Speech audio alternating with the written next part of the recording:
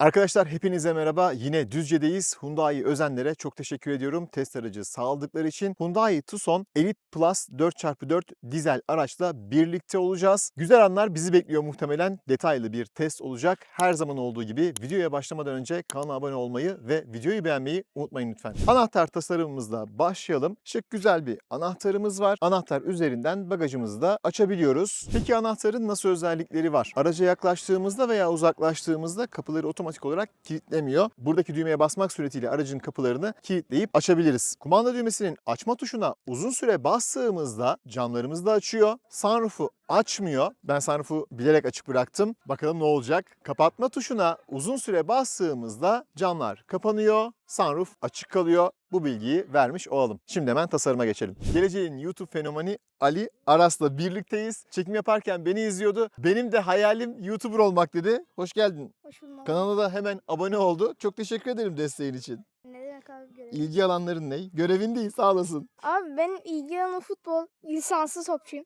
Çok güzel, çok güzel. O zaman bir abonelik ister misin? Olur abi. Ne diyorsun videoda? Video beğenmeyi ve kanala abone olmayı unutmayın. Benden daha iyi söylemedi mi? Görüşürüz. Sağ olasın.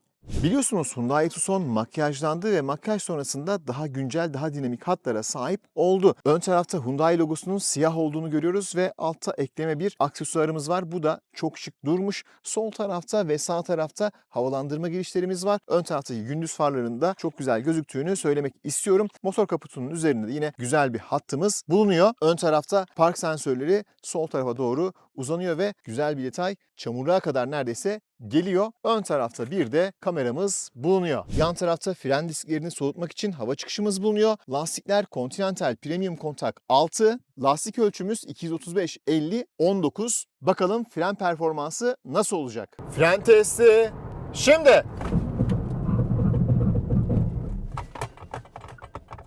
Dörtleri şimdi yaktı. Fren mesafesi 32 metre.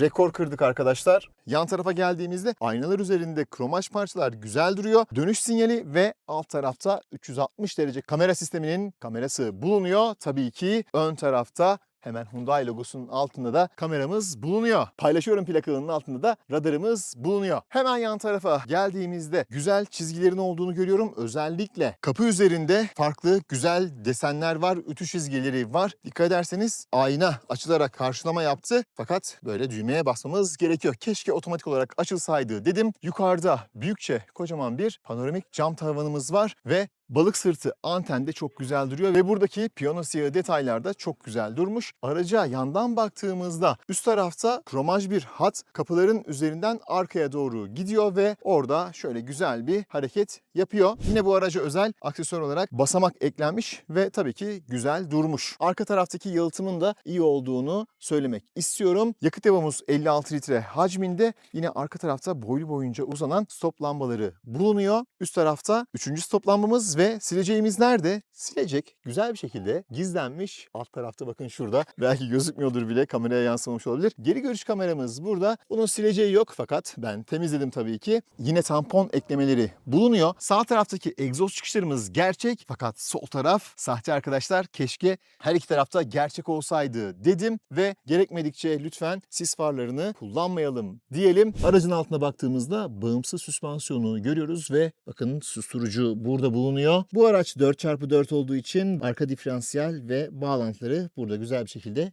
gözüküyor. Anahtar cebimde. Araca geldim. Ayağımla açabilir miyim? Demeden önce zaten dörtlüler yandı. Ses geldi. Geriye çıktım ve kapı otomatik olarak açıldı. Şöyle ayak hareketiyle açılıyor mu diye baktım. Ayak hareketiyle açılmıyor. Fakat buna gerek de yok görmüş olduğunuz gibi. Aracın 4x4 olduğunu H-Truck yazısından görebilirsiniz. 1.6D zaten biliyorsunuz dizel olduğunu söylüyor. Bagajı buradan açabiliyoruz. Şu anda bu normal açılma hızında, biraz daha hızlı açmak için ayarı da bulunuyor. Bagaj hacmi bu haliyle 598 litre. Sol tarafta bir ışığımız var. Şurada bir malzemeliğimiz var. 12 volt soketimiz bulunuyor. Şurada bir koruma var. Bunu alalım. Yükleme eşiği yok. Malzeme kalitesi güzel. Sağ tarafta ve sol tarafta kancalar var. Yine hemen üstünde de bulunuyor. Bir tane de burada var. Arka tarafta da yine kanca karşılıkları bulunuyor. Bunlar güzel haber. Bagaj örtüsü perdesi şu şekilde kapanıyor ve bunu şu şekilde tek hareketle sökebiliyoruz. Şöyle alalım. Evet, aldık. Peki bunu nereye koyacağız? Bakalım bunun için yer var mı? Altını kaldırdığımızda onun içinde bakın şurada bir yer var. Hatta sabitlemesi için yer de ayırmışlar. Bagaj örtüsünü güzel bir şekilde buraya yerleştirebiliyorsunuz. Sıkıca duruyor. Herhangi bir problem olmuyor. Şöyle yukarı doğru kaldıralım bakalım ya da bunu komple çıkartalım. Neler varmış? Arkada da bir saklama alanı bulunuyor. Burada lastik tamir kiti bulunuyor normalde arkadaşlar. Alt tarafa baktığımızda burada ses yalıtımının olmadığını ve ses sisteminin subwoofer'ının olduğunu görüyoruz. O yüzden sanırım bagaj hacmi biraz farklı oluyor modelden modele. Ben de bunun sebebini düşünüyordum, acaba niye farklılık var diye. Meğerse ses sistemindenmiş. Koltukları 40-20-40 oranında katlayabiliyoruz. Çektiğimizde 60 olarak katlanıyor. %60'ı yani. Sol tarafı yine çektiğimizde diğer taraf katlanıyor. Neredeyse düz bir hacim elde ediliyor ve burada 1777 litrelik devasa güzel bir alan var. Koltukları yatırdığımızda da buradaki toka sayesinde emniyet kemeri sıkışmıyor. Şöyle kaldıralım. Aynı zamanda koltuğun hemen yan tarafında diklik ayarını da yapabiliyoruz. Bunu çektiğimizde şöyle geriye doğru yaslanıyor. Şimdi bir sıkışma testi yapalım. Bastım, kapanıyor. Bu haliyle biraz yavaş. Biraz geç algıladı arkadaşlar. Daha iyi olabilirdi. İçi tamamen havayla dolu. Evet. Sonuç değişmedi arkadaşlar. Bagajla ilgili de hemen bir yorumumu yapayım. Sağ tarafta bir ışık olsa daha güzel olurdu. Bu ışık muhtemelen biraz yetersiz kalacaktır. Ya da şöyle üst tarafta bir aydınlatma ışığı olsa güzel olurdu. Bu da bakın manuel olarak kapıyı açmaya yarıyor. Gelelim arka yaşam alanına. Diz mesafesi yeterli, baş mesafesi yeterli ve burada ferah, güzel bir alan var arkadaşlar. Panoramik cam tavan gerçekten içeriye ferahlık katmış ve beyaz döşeme olduğu için araç biraz daha ferah duruyor. Toplamda 3 adet el tutamağımız var. Gözlük saklama gözümüz yok. Burada ışıklandırmalarımız var. Beyaz led olarak yanıyor. Her iki kapının arkasında cepler var. Havalandırma çıkışı ve burada 3. bölge iklimlendirme sistemi var. Malzeme kalitesi güzel. Şiddet ayarı yok. Yön ayarı yaparak tamamen kapatıyorsunuz. Arkada 2 adet USB-C çıkışımız var. Küçük de olsa bir şaft tüneli bulunuyor. Koltukların malzeme kalitesi gerçekten güzel ve 3 kademeli ısıtıcı bulunuyor arkadaşlar. Arka tarafta ISOFIX bağlantıları kapaklı olarak tasarlanmamış. Şuraya arka tarafa koyuyorsunuz. Arkadaki yolcular için bir diğer güzel haber, yolcu koltuğunu buradaki düğmeler vasıtasıyla ileriye geriye veya şöyle yatırma olarak hareket ettirebiliyoruz. Böylelikle burada biraz daha fazla mesafe elde etmiş oluyorsunuz. Arka koltuklarda diklik ayarımız var. İstediğimiz pozisyona hemen yan taraftaki şuradan görebilirsiniz. Güzel, kamera kazası oldu bu. İyi de geliyormuş. Kol dayamamız güzel. Termosum güzel bir şekilde duruyor ve sıkıntı olmayacaktır. Buradan arkaya bir erişim yok demeyeceğim. Var. Nasıl var? Çünkü bu orta taraf katlanıyor. Şurada hemen sırt tarafında, üst tarafta diyeyim, bir kol var. Onu çekiyoruz ve burayı katlayabiliyoruz. Böylelikle arka tarafa erişim olabilir ve aynı zamanda uzun yüklerinizi burada taşıyabilirsiniz. Şurada seyahat nasıl edilir onu da söyleyeyim. Biraz yüksek ama baş mesafesi olarak sıkıntı yok. Ayaklarımı da şöyle yan tarafa koymam gerekecektir. Şimdi malzeme kalitesine geçelim. Koltuk ısıtmalarımız işte buradan açılıp kapanıyor. Tek tuşla tabii ki açılıyor ve tek tuşla kapanıyor. Güzel bir şekilde algılıyor. Tamamen açılıyor mu bakalım? Evet, tamamen de açılıyor. Gayet güzel. Burada üst tarafta malzeme kalitesi sert fakat ucuz hissettirmiyor. Buralar biraz daha kaliteli, güzel bir malzemeyle kaplanmış. Alt tarafta zaten kumaş var. Buradaki malzeme kalitesi çok daha iyi. Elinizi koyduğunuz, dayadığınız yerler yine güzel. Piyano siyahı detaylar var. Alt taraflar, evet, sert fakat ucuz plastik değil arkadaşlar. Yine termosunuzu da buraya koyabilirsiniz. Sığıyor ve sabit kalıyor. Güzel. Şöyle göstereyim. Paçalarınız yine kirlenmeyecektir. Hem önde hem de arkada. Ön tarafı da şöyle göstereyim. Ön koltukta yine elektrikli. Bu da güzel haber. Şimdi ön tarafa geçelim. Tabii ki elektrikli hafızalı koltuğumuz var. 2 kişi için programlama yapılabiliyor. Üst tarafta malzeme kalitesi daha iyi. Buralar aynı şekilde arkalarla aynı. Kolunuzu dayadığınız yerler yumuşak. Burada güzel bir yine ceplik var. Buraya da termos sığar. Tucson yazısı bizi karşılıyor ve Krell ses sistemi var. Bakalım nasıl bir performans verecek. Direksiyon tasarımını ben Hyundai'de çok beğeniyorum ve kullanışlı buluyorum. 4 tane nokta Morse alfabesinde H harfini simgeliyor arkadaşlar. Sol tarafta hız sabitleme, sağ tarafta multimedya tuşlarımız bulunuyor. Favori tuşları da buradan atayabiliyorsunuz. Üst tarafta malzeme kalitesi yumuşak. Arka taraf evet sadece orası biraz daha sert. Kendinden kararan bir dikiz aynamız var. Işıklarımız bu şekilde. Yine LED. SOS'imiz var. Zaten artık bu bir standart oldu. Şöyle açtık. Makyaj aynası için. Bakın şurada açtığımızda bu böyle otomatik olarak değil. Kapattığınızda otomatik olarak zaten kapanıyor. Şurada bir uzantı var. Evet şuradan az önce çıkaramadım. Uzun yolculuklarda bu çok iş görür. Hatta muhtemelen bu burada değil de şuradan ışık gelmemesini sağlar. Gayet güzel yapmışlar. Keşke her arabada olsa diyorum. Tabii ki sağ tarafta da var. Burada malzemelik var ve bölücüler kullanılmış. Böylelikle malzemeler sağa sola kaymaz. Ön tarafta şık, güzel bir hat bulunuyor. Klima kumandaları için fiziksel tuşlar yok ama dijital tuşlar var. Bunlar güzel. Ön koltuklarda hem ısıtma hem soğutma var. Direksiyon ısıtmamız da bulunuyor. Malzeme kalitesi hoş. Herhangi bir problem yok burada. Start stop düğmemiz ve yeni vites seçicimiz burada. Bunun da tasarımını çok beğendim. Alt tarafa geldiğimizde USB-C çıkışımız bulunuyor. İstersek bunu şarj için, istersek de Android Auto ya da Apple CarPlay için kullanabiliriz. Sağ taraftaki sadece şarj ediyor. Burada da 12 volt soketimiz bulunuyor. Alt tarafta bir saklama alanı bulunuyor. Malzeme kalitesi güzel, ses yapmaz. Yine burası ses yapmaz, kaydırmaz. Kablosuz olarak telefonumuzu burada şarj edebiliyoruz. Işıklar yanıyor. O şekilde takip edebiliyoruz. Termosluğumuz var. Bakalım. Evet. Burada duracaktır bu. Problem olmayacaktır. 4 tekerleği buradan kilitleyebiliyoruz. Sürüş modlarını buradan seçebiliyoruz. Şöyle hızlıca göstereyim onları da. Spor, normal, eco olarak 3 tane sürüş modumuz bulunuyor. Auto hold, start stop'u devreden çıkarabiliriz. Yokuş iniş desteğimiz var. Kameraları buradan tek düğmeyle açabiliyoruz istediğimiz zaman. Hemen açmışken de şöyle bakalım.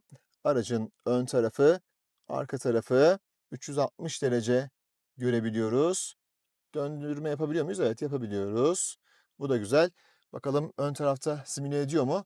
Işıkları vesaire yok. Onları göstermiyor. Fakat ışıklar demişken hemen onu göstereyim. Sağa sinyal verdiğinizde sağ taraftaki kamerayı açıyor ve motor devrini gösteriyor. Sol tarafı açtığındaysa sol arka tarafı gösteriyor ve hızı orada göstermeye devam ediyor. Netliği çok güzel. Şehir içinde çok işe yarıyor arkadaşlar. Kamera netliğine gelirsek sınıf standartlarında olduğunu söyleyebilirim. Daha iyilerini gördüm fakat açısı gayet güzel. Torpido gözü gayet güzel. Şöyle bakalım. Yeterli seviyede. Işıklandırması var, soğutma özelliği bulunmuyor. Buradaki malzeme kalitesi sert plastik. Buralar sert plastik fakat bu araçta arkadaşlar ucuz hissettiren bir parçaya ben elim değmedi şu anda. O şekilde söyleyeyim size. Bakıyorum en ucuz hissettirecek parça burası olabilir. Burası gayet güzel. Şuralar zaten kumaş. Buradaki hissiyatlar güzel. Sol tarafta ESP'yi kapatma düğmemiz, elektronik park frenimiz. Bagajı buradan açıp kapatabiliyoruz. Burada sigorta panelimiz bulunuyor. Kol dayamaya da gelelim bu arada. Kol dayamanın içinde şöyle bakalım. Herhangi bir aydınlatma bulunmuyor. Geniş ve kullanışlı olduğunu söyleyebilirim. Burada da yine soğutucu yok. Panoramik cam tavanın görüntüsü de bu şekilde gayet güzel. Şimdi aracımızın motoru çalışırken hemen oraya geçelim. Şuradan açıyoruz. Açtım. Evet. Kapatalım tekrar. Neden kapattım diye soracak olabilirsiniz. Çünkü ne bekliyordum burada? Burada kesinlikle bir amortisör bekliyordum. Beklentim o yöndeydi ama ne yazık ki yok. Dizel motorun çalışma sesini duyuyorsunuz. Aşırı bir ses yok ama tabii ki sonuçta dizel. Şimdi ben motoru susturayım. Daha sessiz, sakin bir şekilde anlatırım size. 1.6 litre hacminde 136 beygirlik ve gücünü 4000 devirde veren 4 silindirli bir motor. Torku 320 Nm ve bu torku 2000 ila 2250 devir arasında veriyor. 7 ileri DCT şanzıman ile 4 tekerleğe aktarıyor bu gücünü. 0-100 hızlanması ise 11.6 saniye. Bakalım biz kaç saniyede 0-100 yapacağız. Spor moddayım. 0-100. Şimdi.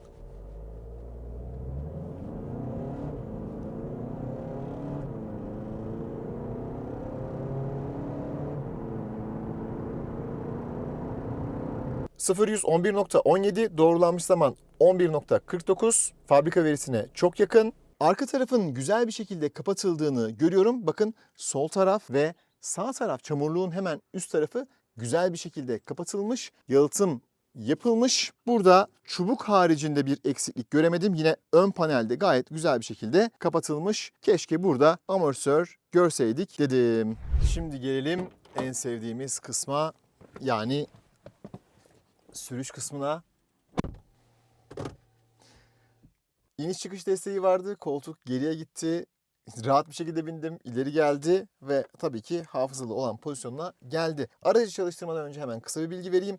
Eğer kumandanızın pili biterse ne yapıyorsunuz? Kumandanızı start stop düğmesine yaklaştırıyorsunuz ve o şekilde çalıştırıyorsunuz. Bu bilgiyi de vermiş olayım. Hyundai araçlarında genelde bu şekilde arkadaşlar. Emniyet kemerimizi bağladık. Şurayı biraz belki hızlı atlamış olabilirim. Home tuşu, map tuşu, search, medya, dörtlüler, kanal değiştirme ve tabi buraya da bir favori tuş ekleyebiliyorsunuz istediğinizi. Setup menüsünden de direkt ayarlara giriyorsunuz. Burası ses açma, burası da frekans değiştirme için ayarlanmış güzel düğmeler var. Zaten iki tarafta ayrı ayrı sıcaklığı ayarlayabiliyoruz senkronize ettiğimiz durumda. Otoda yine 3 tane mod var. 1, 2, 3 olarak şiddetini ayarlayabiliyoruz. Yani daha ekonomik olmuş oluyor. Göstergelerden bahsedeyim. Düzen ekranına geldiğimizde gösterge tipi Simple. Keşke bunlar da Türkçe olmuş olsaydı. Basit, modern ve klasik olarak farklı seçebiliyoruz. Hatta ben şöyle yapayım. Belki bu güzel çekmez. Şuradan alayım. Gösterge tipi Simple, modern ve klasik olarak 3 tane stilimiz var. Sürüş moduna göre yine bu stiller değiştiriyor. Yani burada şöyle oluyor. Drive modu siz seçtiğinizde spora geçiyor. Normale aldığınızda normale geçiyor ve Eco'ya aldığınızda Eco'ya geçmiş oluyor. Ya da buradan Style A stili, B stili, C stili olarak bunları kullanabiliyorsunuz. Tabii hem modernde görünüşler farklı hem de Simple, basitte farklı böyle stiller var arkadaşlar. Ortadaki ekrandan bahsedeyim size. Pusulayı görebiliyoruz. Şerit takibi buradan açtığımızda görebiliyoruz. Yakıt değerlerini görüyoruz. Biraz tabii test aracı olduğu için fazla olmuş olabilir. Onları da direksiyonun şu sol tarafından aşağıya kaydırarak ayarlama yapabiliyoruz. Tork nereye veriliyor? Yani hangi tekerlekler, mesela yavaş kalkalım. Şöyle vitesimizi D'ye aldık. Sadece yok. Hem öne hem arkaya verildi. Ama mesela yüksek hızlarda bunların değiştiğini görebiliyorsunuz. Güncel yolculuk bilgisi. Yakıt alımından sonra ne kadar yakmış? 9.2 litre 4x4 bir araç normal. Son sıfırlamadan beri diyor. Biz de bunu sıfırlayalım şimdi. Yola çıkacağız. Evet, bataryamız biraz düşüktü. Onun ikazı geldi. Burada da dizel partikül filtresinin bilgisi veriliyor. Başka neler var? Navigasyonu kullanırsanız şuradan bir rota seçelim. Özenlere yol tarifi alalım mesela. Varış olarak ayarla dediğimizde buradaki ekran gayet güzel. Şimdi burada da rotayı çıkartacak bize. Evet.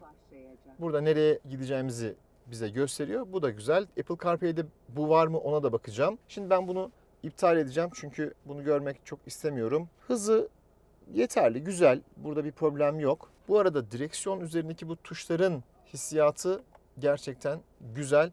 Kulakçıklarımız da var. Vitesimizi buradan değiştirebiliriz diyelim ve sürüşümüze devam edelim. Telefonumuzun şarjı %36'ymış. Şarja koydum. 3.26'da. Ayarlarla ilgili anlatacağım bazı şeyler var. Setup'a geldiğimde düzeni anlattık. Kullanıcı profillerini atayabiliyorsunuz. Düğmeler dediği favori düğmeleri atamamız. Araç ayarlarında sürücü asistanına geldiğimizde özellikle bunlar çok işe yarayacaktır arkadaşlar. Hız sınırı uyarısını kapalı yapabilirsiniz. Böylelikle sıkıntı yaşamayacaksınız. Sürüş konforunda akıllı hız sabitleyici açık zaten. Sürekli klima ayarlarına geldiğimizde bu giderme özellikleri var. Cam suyu kullanımında iç sirkülasyonu aç, tünele girerken iç sirkülasyonu aç gibi ayarlar bulunuyor. Aydınlatma ayarları, kapı ayarları vesaire bunlar bu şekilde arkadaşlar. Konfor ayarlarında ne varmış? Mobil cihazların bağlantısı, şarj cihazı işte tip 1, tip 2 şarj etme ile ilgili sıkıntı yaşamayın diye. Kapı ayarlarına geldiğinizde kapı hızını normal veya hızlı olarak ayarlayabiliyorduk. Şimdi hızlıyı alalım mesela. Onu da şuradan çekelim bakalım ne kadar fark edecek. Bastım. Evet, biraz daha hızlı. Artık yola çıkabiliriz. Haritayı buradan açalım. Harita önümüzde olsun. Sıcaklığımızı da şöyle 20 dereceye ayarlayalım. Kapılarımız kilitlendi. Sevdiğimiz özellik, her zaman söylüyoruz. Direksiyon ısıtıcıyı açalım. Direksiyon ele güzel oturuyor ve kullanımı gerçekten kolay. Şimdi sürüş modlarımızı ayarlayalım. Buradan düğmeyle ayarlamak ne kadar güzel değil mi? Spor'a aldım. Ben şu göstergeleri çok beğenmedim. Şimdi o gösterge ayarlarını hemen hızlıca yapayım. Evet, modern olsun. Sürüş moduna göre de değişsin. Evet, direksiyon da ısındı. Her yerini ısıttı. Kapatalım, zaten sıcak. 2 tane de kademesi var. Şöyle dokunma hissiyatı güzel.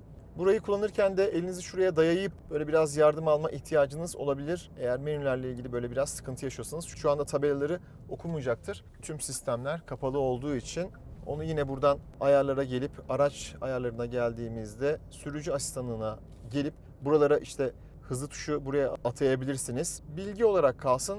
Şimdilik bilgi olarak devam edelim. Bu arada çok susadım. Şimdi mesela şurada biraz viraj var, bakalım. Deneyelim bir. Termosluk düşecek mi? Düşmüyor. Güzel. Defter düştü. İşte düşmüyorsa düşmüyor diyoruz.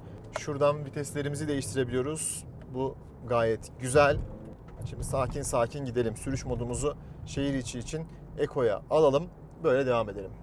Amortisörler konfor odaklı. Ben çok fazla böyle sertlik hissetmedim. Daha fazla konfora yönelik bir ayar yapılmış. Öyle duruyor. Burası bayağı bozuk. Fakat gayet güzel gidiyor. Herhangi bir problem yok burada. Bu hoşuma gitti. Eğer amortisörler de iyi ayarlanmışsa viraj anlamında da zevkli dakikalar yaşayabiliriz.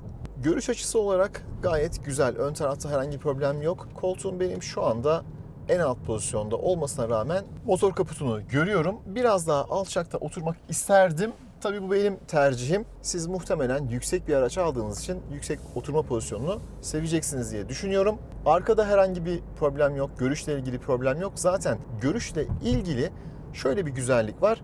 Kameralara bastığınızda hemen kamera görüntülerine geçebiliyorsunuz. Ön, arka, 3 boyutlu olarak şu an göstermiyor.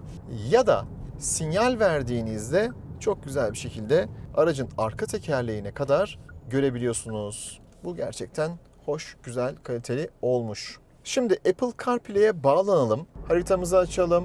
Netlik gayet güzel. Tepkileri güzel. Problem yok. Ses sistemine de bir bakalım.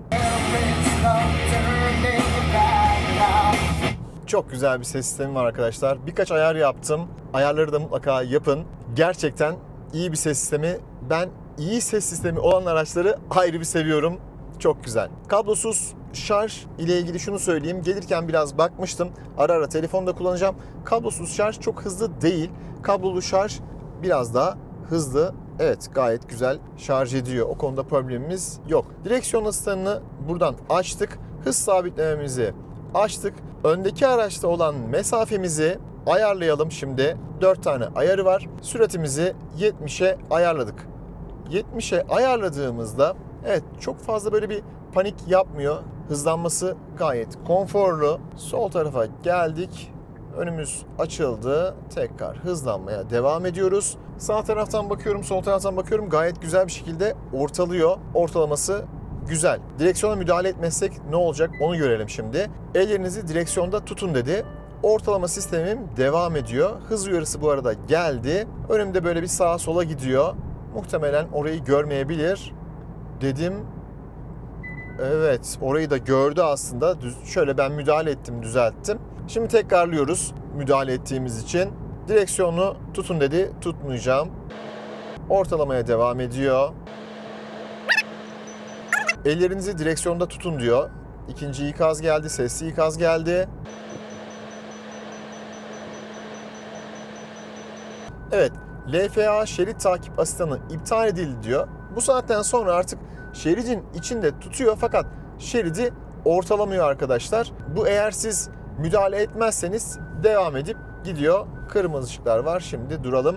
Bu arada fren pedalının hissiyatı gayet güzel. Her bastığımda kavraması gereken yerde kavruyor. Apple CarPlay'de yol tarifi aldığımda bakın 1,5 kilometre sonra çıkacağım bilgisi burada da ön tarafa yansıtılıyor.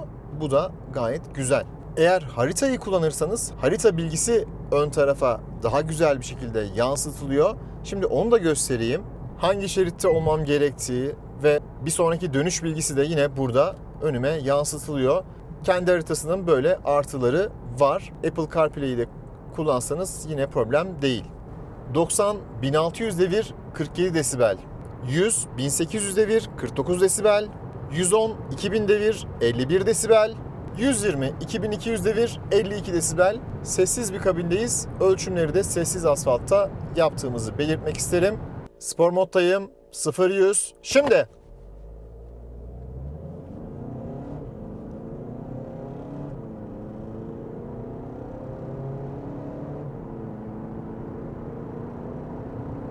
...0-100 11.17, doğrulanmış zaman 11.49, fabrika verisine çok yakın. Fren testi, şimdi! 4'leri şimdi yaktı. Fren mesafesi 32 metre, rekor kırdık arkadaşlar. Çok iyi.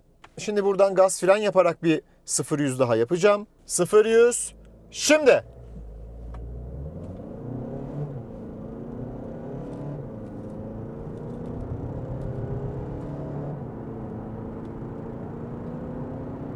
%0'da bir değişiklik olmadı. Fren gaz yaptığımda da. İlk kalkışta biraz turbo boşluğu var. Şanzımanı korumak için de bu şekilde ayarlanmış. Fren testi şimdi. 4'leri yaktı. İkinci fren testine de 34 metre elde ettim.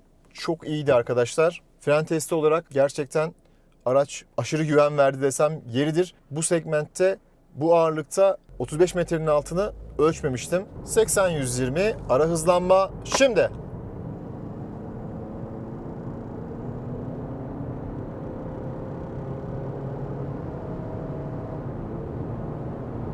...80-120 ara hızlanma 9.41, aşağıya biraz eğim varmış, 8.45 doğrulanmış zaman. Şu anda tahrik dağılımını görebiliyoruz. Bakın sadece ön tekerleklere veriyor gücü, ihtiyaç yok çünkü.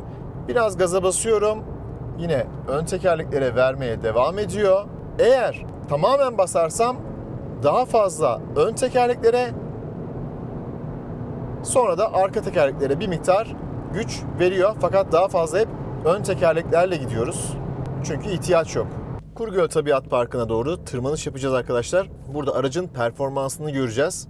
Sürüş modum sporda, direksiyon sert, tam olması gerektiği gibi gayet güzel. Şimdi burada şerit ortalama sistemlerini, direksiyon yardımını tamamen kapatıyorum. Her şey bende olsun diye. Kapattım.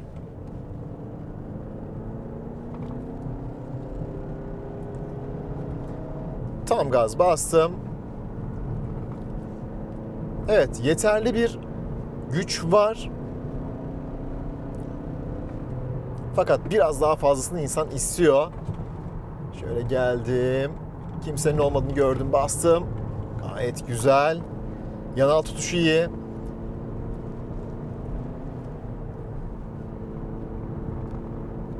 Yine kimse yok. Çok güzel. Güzel yol tutuyor arkadaşlar. Zaten fren mesafesiyle beni çok şaşırttı. Yanal tutuş da güzel.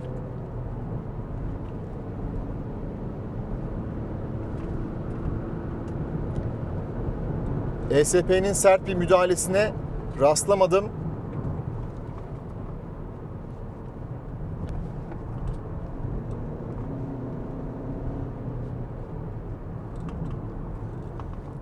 Frenaj güzel, çok iyi, çok güzel tutuyor.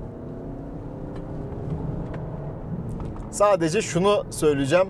Alışmışız elektrikli araçlarla gazlamaya. Yani içten yanmalılar artık böyle biraz daha az tat veriyor diyeyim. Ama gerçekten çok zevkli bir araç. Çok güzel bir araç. Benim çok hoşuma gitti. Çok başarılı. Son 1-2 virajımız kaldı. Orada da devam edelim yukarıya doğru. Çok güzel. Çok güzel. Hiç ESP devreye girmedi.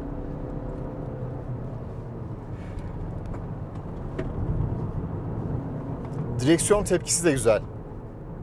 Fren hissiyatı güzel. Direksiyon hissiyatı güzel. Araç kullanmaktan zevk alıyorsunuz. Vay. Güzel. Vallahi boynum ağrıdı. Hafif buralar ıslak. Ve Kurugöl'e geldik. Çok iyiydi. Vites kullanışı benim hoşuma gitti. Bu arada eğer arkadan, sağdan, soldan bir araç gelirse arkadaşlar ya da bir yaya gelirse hem uyarı veriyor hem de direksiyonu titretiyor. Marketten çıkıyordum. Arka tarafta bir yaya aracın arkasına doğru geldi ve direksiyon titredi. Güvenlik anlamında kör nokta uyarı sistemi var. Şeridi güzel ortalıyor. Ön çarpışma ikazları ve yardımları var. Evet. Fren dengesi de güzel.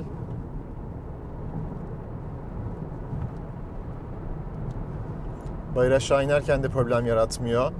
Çok fazla yatmıyor. Emniyet kemeri güzel bir şekilde tuttu. Güven verdi. Şu an direksiyon yardımını da açmıştım. O da destek oluyor. Frenaj. Çok iyi. Çok iyi. Sürüşten zevk alacağınız araçlardan biri. Pasımızı attık.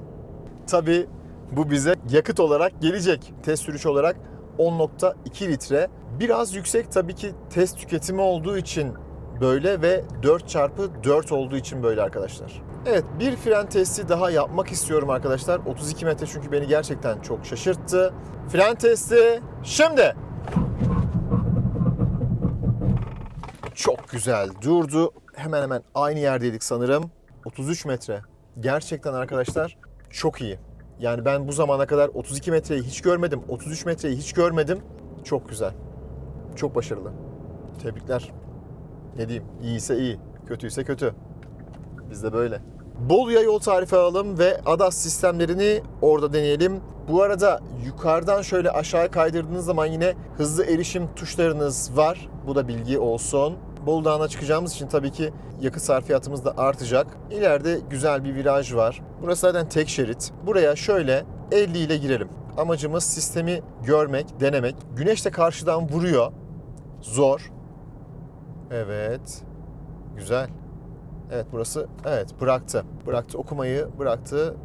Biraz daha iyi tutabilirdi burada. Bakalım Bolu Dağı'na çıkarken ne olacak? Araçla ilgili eksiklerden bir tanesi ambiyans aydınlatması olabilir arkadaşlar. Az önce tünele girdim.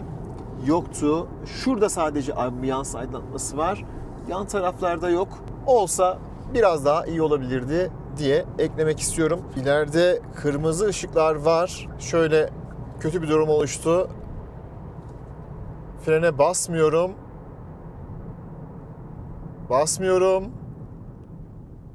Evet, biraz gerildim. Öndeki araç son anda önüme atladı. Hazırdım zaten. Fakat güzel bir şekilde durdurdu arkadaşlar. Yine burada da güven verdi. Hızlanmak için butonu veya pedalı kullanın diyor. İsterseniz direksiyon üzerinden artı yaparak ya da gaz pedalına basarak aracı hızlandırabiliriz. Şimdi öndeki araç hareket edecek.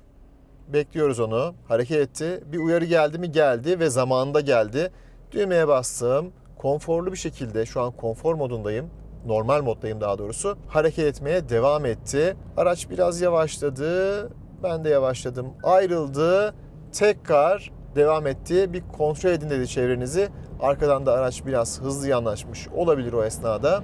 Normalde siz kullansanız onun oraya döneceğini tahmin ettiğiniz için tabii ki bu kadar yavaşlamazsınız. Ben sistemi göstermek için bu şekilde yaptım.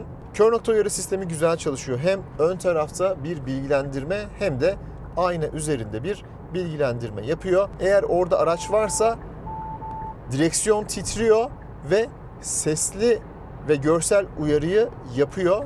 Güzel çalışıyor. Yani ekstrası var diyelim. Önümde güzel bir viraj var. Şimdi sağa girdim. Öndeki araçları takip ediyorum. Şöyle 85'e ayarlayalım. 85'te gidelim. İhtiyaç olursa sadece direksiyona müdahale edeceğim. Onun haricinde kesinlikle direksiyona bir müdahalem olmayacak. Biraz yüksek bir hız. Dönmeyebilir burayı.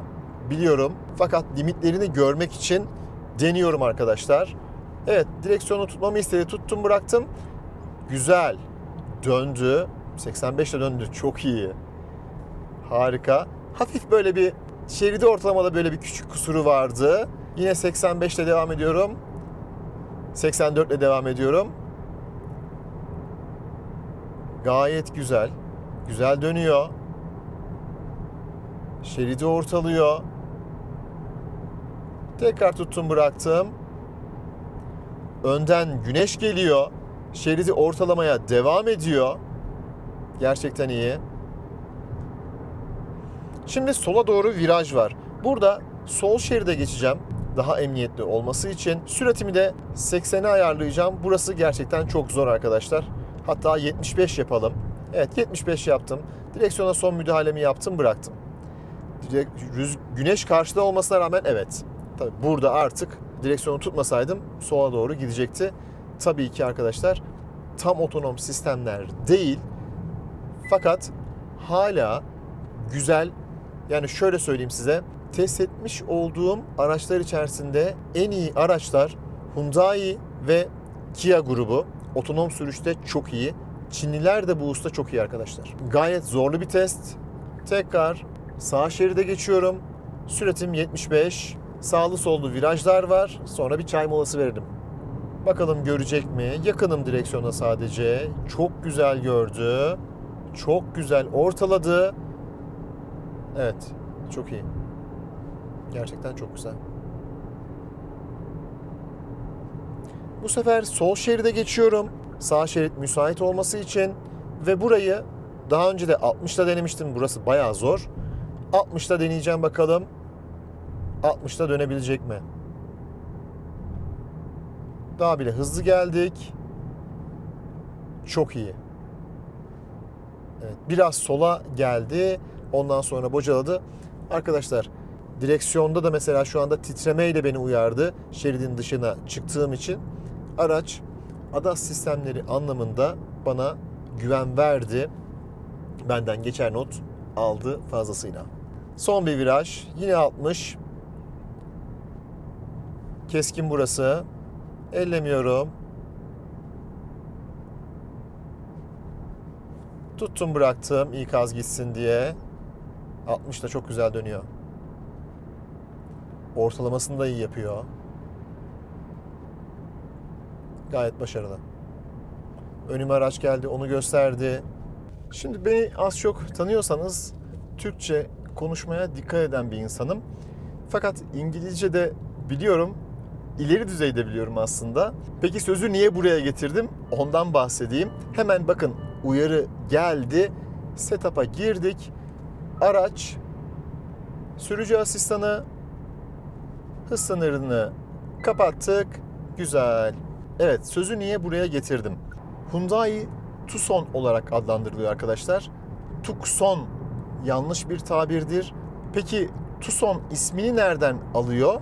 Amerika'nın Arizona eyaletinde Tucson şehri var arkadaşlar. Bu şehirden adını alıyor. Şimdi hız sabitlemenin güzel bir özelliğinden size bahsedeceğim. Bakın viraja girdim. Rahat bir şekilde şu an dönüyordu. Hızını düşürmedi. Eğer ihtiyaç olursa muhtemelen hızını da düşürüyor diye biliyorum. Yine test ederiz. Şunu göstereceğim. Süratim 70. 40'a ayarladım. Bayır aşağı fren yaparak, arkada fren lambalarını yakarak frenlemesini yapıyor. Yani uzun yolda ileride bir keskin viraj var. Sadece direksiyon üzerindeki bu tuş vasıtasıyla aracın hızını ayarlayabilirsiniz. Bu da güzel. Geldim buraya, biraz hızlı girelim. Şarjımız bitti bir tanesinde. Evet. 90. 120'ye ayarlı arkadaşlar. Bakın önde aracı gördü. Şu anda gördü. O yüzden süratini düşürdü. Virajın hızına göre aracın hızını düşürüyor. Sileceklerimizi de bir test edelim. Bastık. Güzel bir şekilde yıkadı. Evet, şurada sol tarafta biraz bıraktı. Şöyle biraz daha hızlandıralım. Bu arada sileceği açtığımda otomatik olarak iç sirkülasyonu başlattı. Cam suyunun kokusu içeri gelmesin diye. Bu da güzel. Son bir test. Seyir halinde park freni çekersek ne olur? Şimdi park freni burada değil, sol tarafta. Bu araçta var mı bu özellik gerçekten bilmiyorum. Şimdi çektim. Oo, çok güzel bir şekilde durdurdu. Güzel. Bunu da görmüş olduk. Yeni araçlarda olan özellikler arkadaşlar bunlar. Eğer park freni sağ tarafta olmuş olsaydı mesela yolcu da sürücüye müdahale edebilirdi. Biraz daha böyle acil durum freni olarak kullanılabilirdi. Yine de olur da ihtiyaç olur diye söylüyorum. Park freni çekerseniz güzel bir şekilde aracı durduruyor. Haydi bakalım, şurada biraz yaramazlık.